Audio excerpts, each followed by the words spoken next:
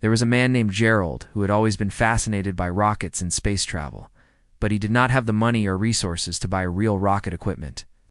So one summer afternoon, while staring at a pile of empty soda bottles he had saved from a barbecue, he had an idea, decided he would build his own rocket using nothing but soda bottles, tape, and sheer determination.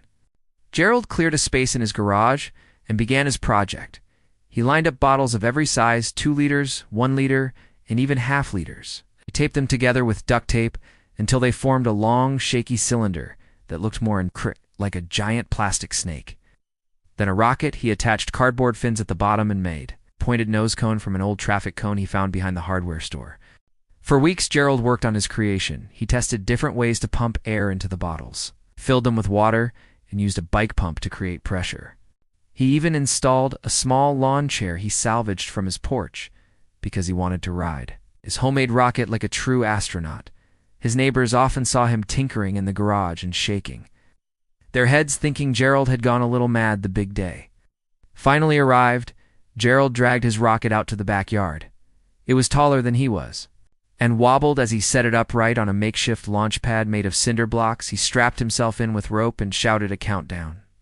To no one in particular, 3-to-1 liftoff with a loud hiss and a spray of water, the rocket shot upward to everyone's shock, including Gerald's. It soared above the fence, rattling and wobbling as the soda bottles released their pressure. Gerald screamed, both in terror and excitement. He was actually flying, or at least being blasted upward by a ridiculous contraption of plastic and tape. But the flight did not last long.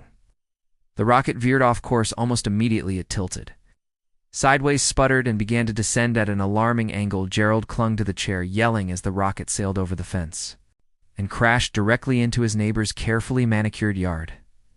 The impact knocked over a garden gnome, crushed a row of tulips, and left a muddy crater in the grass. Gerald rolled out of the chair covered in water, dirt, and sticky soda. He looked up to see his neighbor, Mrs. Patterson, standing on her porch with her arms crossed and a glare sharp enough to pierce steel. Gerald tried to smile sheepishly. "Hello, Mrs. Patterson. I appear to have landed in your yard." She did not smile. She pointed at the wreckage and shouted, "Gerald." "Yeah, destroyed my garden. What on earth were you doing?" Gerald replied. "I was attempting space travel." Soon, other neighbors gathered, drawn by the commotion. They laughed and snapped photos of the broken rocket, while Gerald attempted to explain his vision of homemade exploration. Some clapped him on the back, calling him a pioneer. Others shook their heads, saying he was lucky he had not blown himself up. The story of Gerald's rocket spread quickly through town by evening. It was all over social media.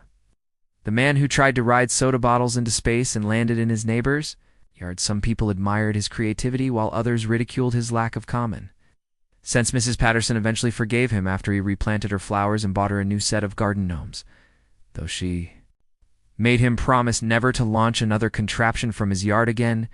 Gerald agreed, though, in his heart. He knew he would keep dreaming of rockets, and maybe one day, with better planning and safer materials, he would build something that actually worked. As he sat on his porch looking at the stars that night, sticky and bruised, but still smiling, Gerald thought to himself that every great astronaut must first survive a crash landing, and his journey, though humble, had only just begun.